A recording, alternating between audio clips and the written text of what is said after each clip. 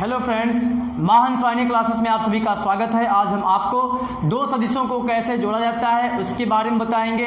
देखिए, दो सदिशों को जोड़ने की हमारी दो विधि होती है। सदिशों की त्रिभुज विधि होती है और सदिशों को जोड़ने की समांतर चतुर्भुज विधि होती है। ठीक है, सदिश के बारे में हम आपको बहुत ही डिटेल से बता चुके हैं दो वीडियो में, और उसके प्रकार भी बता चुके हैं। देखिए, जो सदिश का जो प्रतीक होता है, सदिशों का जो प्रतीक हमारा होता है, आपको बताया गया था कि इसको हम तीर के द्वारा दिखाते हैं। ये जो हमारी तीर की लंबाई होती है उस सदिश का परिमाण बताती है, क्योंकि सदिश में क्या होता है, परिमाण दिशा दोनों होता है।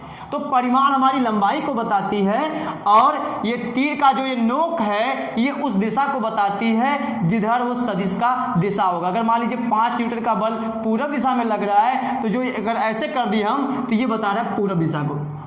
ठीक ना, जिस डायरेक्शन में ये होगा तीर की दिशा वो बताएगा दिशा को, और इसकी लंबाई हमारी बताती है उसके परिमाण को। आइए यहाँ पे देखते हैं। अगर नंबर को हमें जोड़ना रहता है तो नंबरों को हम ऐसे जोड़ते हैं, आपको पता होगा। नंबरों को घटाना रहता है उसको घटा लेते हैं, लेकिन अगर सदिशों को जोड़ना रहता है तो उसको हम ऐसे नहीं जोड़ सकते हैं। ये मान लीजिए 5 और 1 जोड़ना हो 6 हो गया, 3 4 और 3 जोड़ना हो 10 हो गया, 4 3 7 3 10, 6 4 10, 10 में से 4 गया 6 हो गया। लेकिन अगर हम आपसे ऐसे कह दें कि 5 न्यूटन का बल पूरब दिशा में लग रहा है, 5 न्यूटन का बल पूरब दिशा में लग रहा है और 5 न्यूटन का बल उत्तर दिशा में लग रहा है, तो दोनों को जोड़ के बताइए कितना होगा। अगर आप कह रहे हैं 10 तो गलत है।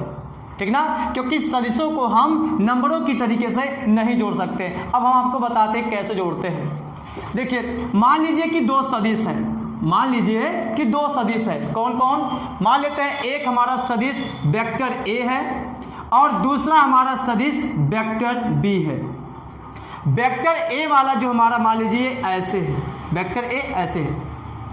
वेक्टर बी वाला मान लेते हैं हम इससे कुछ कोण बनाते हुए है, मान लेते हैं ऐसे है। ये हमारा हो गया वेक्टर बी को बता रहा है, ये वेक्टर बी को बता रहा है, और ये वाला हमारा वेक्टर ए को बता रहा है। इन दोनों के बीच आपको दिख रहा होगा कुछ ना कुछ ये सब कोण बना रहे हैं। अगर हम इसको आगे कर दें या इसको पीछे अगर ऐसे लेके आए, मान लीजिए अगर ये इधर रहता है इसको पीछे लेके आते तो स्पष्ट हो जाता है कि कोण कितना बन रहा है। ये मान लीजिए अगर आप ऐसे आगे लेके जाते तो आपको देखिए यहाँ पे क्लियर हो गया होगा कि यहाँ से जो कोण बन रहा है उसको मान लेते हैं जो कोण हमारा बन रहा है थीटा है। इसको ऐसे लेके गए तो मान लेते हैं वेक्टर ए और वेक्टर बी के बीच का जो कोण है वो थीटा है। यहाँ पे कितना है? थीटा।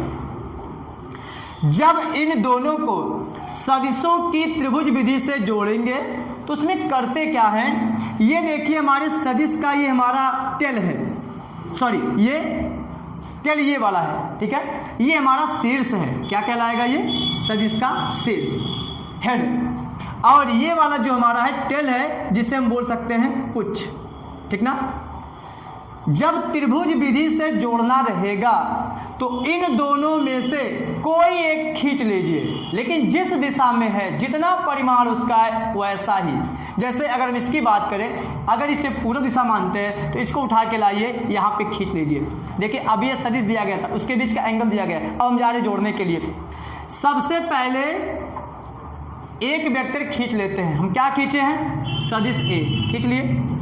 अब उसके बाद जितना कोण ये बना रहा है उतने कोण से उसी दिशा में जो वेक्टर बी हमारा गया है उतनी ही लंबाई का इसके शीर्ष से दूसरे वेक्टर का पुच्छ खींचते हैं। फिर से सबसे पहले वेक्टर ए खींच लेते हैं, वेक्टर ए के शीर्ष से दूसरे वेक्टर को खींचते हैं, उसके पुच्छ को ऐसे आगे खींचते हैं। तो ये हमारा हो गया दूसरा वेक्टर, वो भी उतने ही एंगल पर और उतनी ही लंबाई का। ठीक है, खींच दिए। लास्ट में क्या करेंगे कि पहले वाले वेक्टर के पुच्छ को और दूसरे वाले वेक्टर के शीर्ष को मिला देते हैं, ये ऐसे।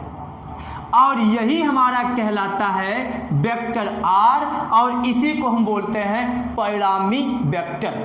अब देखिए, परिणामी वेक्टर जो हमारा r हो गया उसको आप देख रहे होंगे, वो हमारी इस दिशा में है ना तो इसकी दिशा में है ना तो इसकी दिशा में है, उसकी दिशा ही हमारी अलग है, उसका मैग्नीट्यूड कुछ अलग होगा। उसका मैग्नीट्यूड क्या होगा, परिमाण क्या होगा, वेक्टर a और वेक्टर b को जोड़ने पर मिलेगा। ये एक फार्मूला आता है, उससे हम बताएंगे कि कैसे जोड़ेंगे, ठीक है ना, उसका वैल्यू कितना आएगा बताया जाएगा।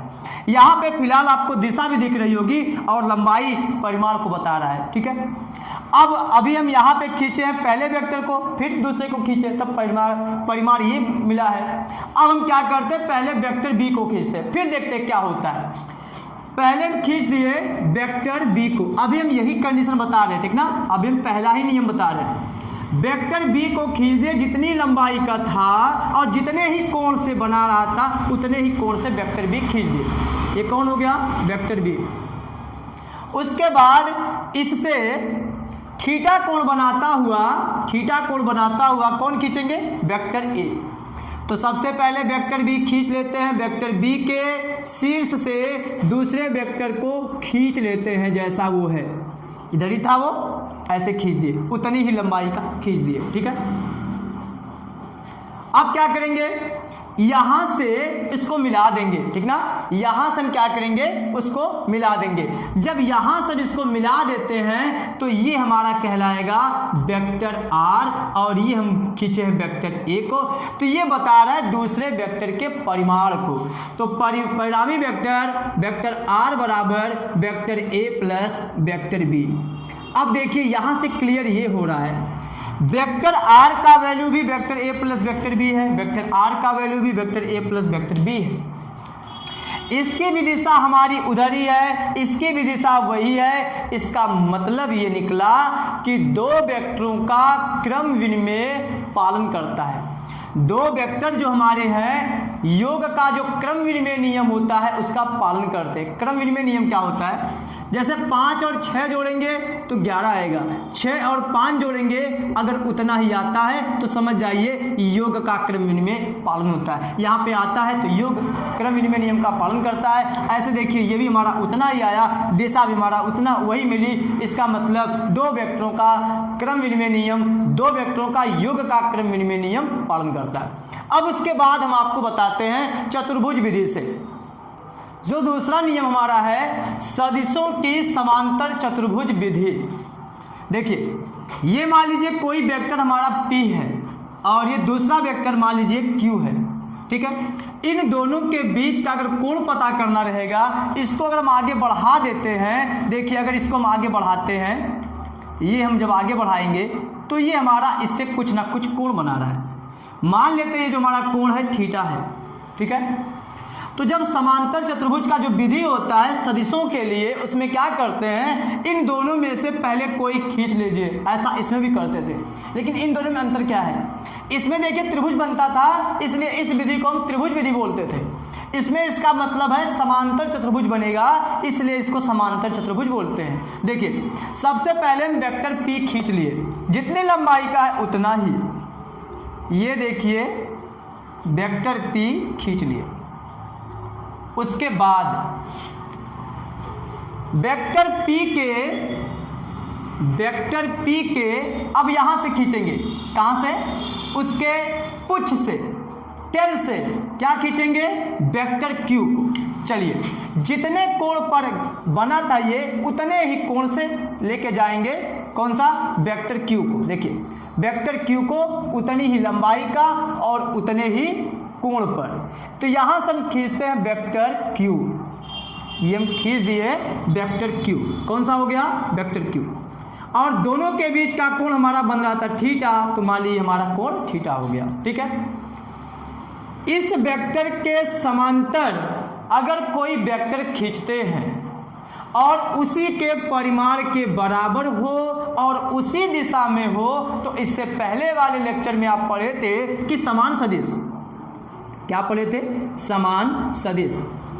तो समान सदिश में हम ये बताए थे कि अगर उतने ही परिमाण का उसी दिशा में दो समांतर वेक्टर हैं तो उनका जो वैल्यू होता है वेक्टर A बराबर वेक्टर B बोल सकते हैं। वेक्टर ए भी उधर है, वेक्टर बी भी उधर है और दोनों का परिमाण बराबर है, तो वेक्टर ए बराबर वेक्टर बी होता है। तो बताइए अगर इसी के बराबर एक हम यहाँ से खींचे, यहाँ से देखिए इतने ही परिमाण का और उतने ही कोण पर और इसी के समांतर अगर यहाँ से खींचे तो देखिए हमारा ऐसे हो जाएगा। तो ये भी हमारा बताएगा वेक्टर बी को, बताएगा ना, ये भी हमारा बताएगा वेक्टर बी को। अब उसके बाद अगर हम इस पुच्छ को इसके शीर्ष से मिला दें, इसके पुच्छ को उसके शीर्ष से मिला दें तो ये हमारी लाइन ऐसे हो जाएगी। ये देखिए जब यहाँ से मिलाएंगे तो ये हमारी लाइन हो जाएगी ये ऐसे, ठीक है। और यही हमारा हो जाएगा परिणामी वेक्टर, वेक्टर आर। अगर हम इसके समांतर कोई ऊपर से खींच दें तो ये भी तो हम ऐसे कर सकते हैं, क्योंकि दो वेक्टरों का अगर समांतर उतने ही परिमाण का कोई वेक्टर खींचते हैं तो परिमाण में और दिशा में बराबर होगा।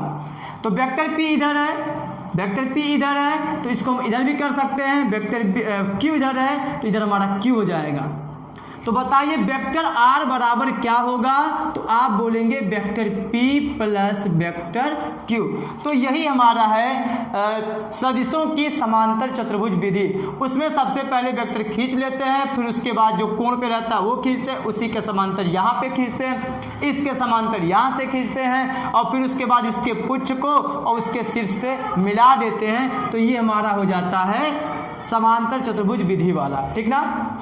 अब उसके बाद देखिए, अब आपको ये लग रहा होगा कि सर आप पहले वेक्टर P खींचे हैं फिर वेक्टर Q खींचे हैं तो आपका परिणामी तो इधर हो गया।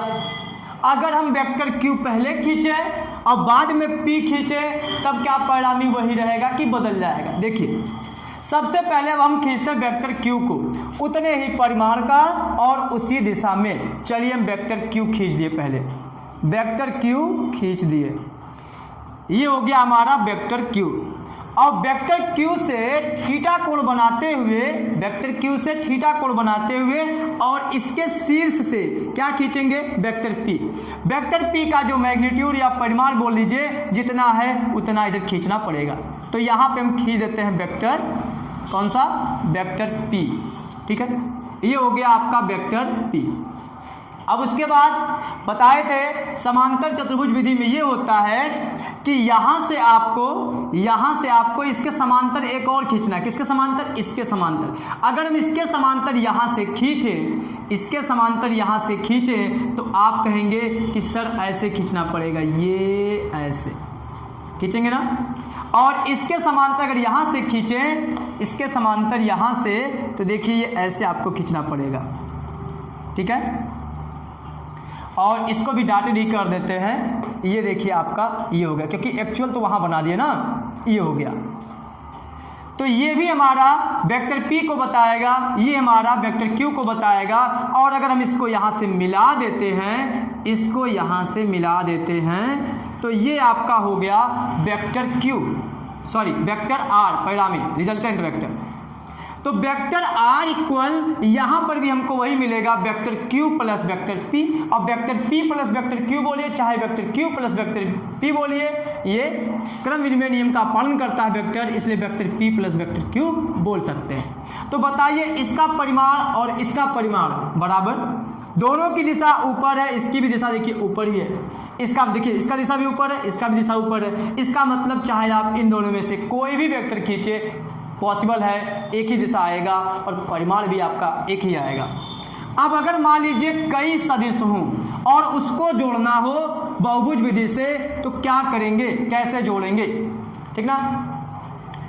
ये मान लीजिए आपका वेक्टर A है, उसके बाद मान लीजिए ये आपका वेक्टर B है और इधर मान लेते हैं वेक्टर C है, ये क्या है, वेक्टर C है। अब मान लीजिए इसको जोड़ना है तो इन तीनों में से किसी एक को पहले आप खींच लीजिए। चलिए मान लिए हम पहले वेक्टर A को खींच लिए उतने ही परिमाण का, उसके बाद उतने ही परिमाण का, देखिए ये वाला जितने परिमाण का है वेक्टर B, ये हमारा हो गया। अभी कौन खींचे, पहले वेक्टर A खींचे, ये कौन सा है, वेक्टर A। उसके बाद वेक्टर B खींचना है उतने ही कोण से, देखिए यहाँ से हम लेके आते हैं वेक्टर B खींचने के लिए। वेक्टर B को खींचना है और उतनी लंबाई का जितना यहाँ पे दिया गया है खींच लिए, ठीक है, ये हमारा हो गया वेक्टर बी। फिर इसके बाद वेक्टर सी खींचना है उतने ही लंबाई का और इस दिशा में, इसलिए आप इसको ऐसे खींचिए। ये हो गया आपका वेक्टर सी। कौन सा हो गया? Vector C. और लास्ट में क्या करेंगे, लास्ट में क्या करेंगे, शुरू वाले वेक्टर के पुच्छ से और अंत वाले वेक्टर के हेड को मिला देंगे और ये जो आपका बनेगा ये आपका आ जाएगा परिणामी वेक्टर। ये क्या आ जाएगा? आपका परिणामी वेक्टर। ठीक है, परिणामी वेक्टर की आप दिशा देख रहे होंगे कुछ ऊपर से थोड़ा सा कुछ एंगल बना के इधर है। अगर आप इन तीनों में से कोई भी खींचेंगे पहले, बाकी सबको तो रहना ही पड़ेगा, तब परिणामी आपका वही दिशा आएगा। जैसे हम a vector A plus vector b किए थे तभी वही आया था। पहले वेक्टर ए खींचे थे फिर वेक्टर बी खींचे थे तभी परिणामी और दिशा वही मिला था। ऐसे इसमें से कोई भी खींच सकते हैं। चलिए हम वेक्टर सी पहले खींचते हैं उसी दिशा में। ये आपका हो गया वेक्टर सी, वेक्टर सी। ठीक है, उसके बाद अगर हम वेक्टर बी खींचते हैं पहले, उसके बाद वेक्टर सी के बाद वेक्टर बी खींचते हैं, ये इधर। ठीक है, कौन सा खींचना है? Vector B. वेक्टर बी खींचते इधर उतने ही लंबाई का। ये हमारा हो गया वेक्टर बी और ये वाला कौन सा है? Vector C. अब उसके बाद एक और रह गया वेक्टर ए। वेक्टर ए जब खींचेंगे आप देखिए, वेक्टर ए थोड़ा सा ये पूरा ऊपर ना, ऊपर खींचना है, इसको ऐसे खींचना है। तो ये आपका कौन सा हो गया? Vector A. अब जब यहां से आप वहां मिलाएंगे तो आपको मिलेगा क्या मिलेगा? परिणामी मिलेगा। देखिए यहां से हम वहां मिलाते हैं ये ए पर, तो ये आपका मिल गया परिणामी वेक्टर, वेक्टर आर। अब बताइए, इसकी भी दिशा वही है, इसकी भी दिशा वही है। अगर एंगल पूरा मेजर किया जाएगा तो एग्जैक्ट वही आएगा। तो वेक्टर आर इक्वल यहाँ पे लिखेंगे vector C plus vector B plus vector A, इसको आगे पीछे लिख सकते हैं। और यहाँ पे अगर हम कहें वेक्टर आर लिखने के लिए तो वेक्टर ए plus vector B plus vector C, और ये दोनों हमारा वैल्यू इक्वल है। इसका मतलब दोनों परिणामी वेक्टर आर बराबर वेक्टर आर होगा। तो ये हमारी आज की लास्ट टॉपिक थी। अब नेक्स्ट वीडियो में आपको लेके चलेंगे दो वेक्टरों का गुणनफल वाला। Thanks you.